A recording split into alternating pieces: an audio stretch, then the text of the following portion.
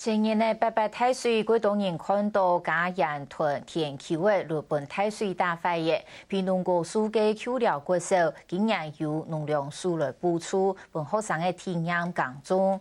过vụ過後，今日也辦的成果發表會，全校師生共下分享書生嘅喜悅。好，致贈學校100米。學生嘅將拍米送本校長，也既能經過4週日辛苦工作嘅成果。也把師傅嘅體驗，小朋友對師傅嘅也皮料、牛蟲嘅多蔬果，全部都係自家通數。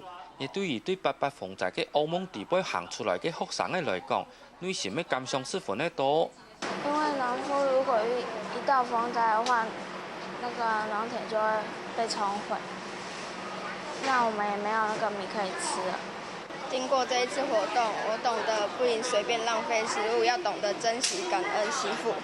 米食製作較好，小朋友適合自家舒服嘅米，更做得感受到書生嘅甜味。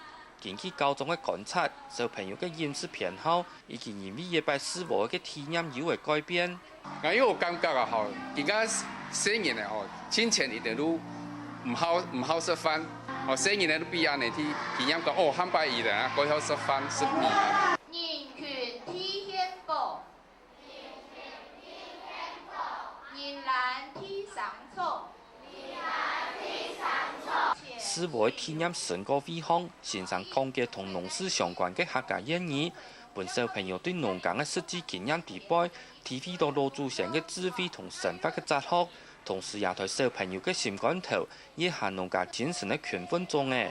客家新聞陳文年屏東報道。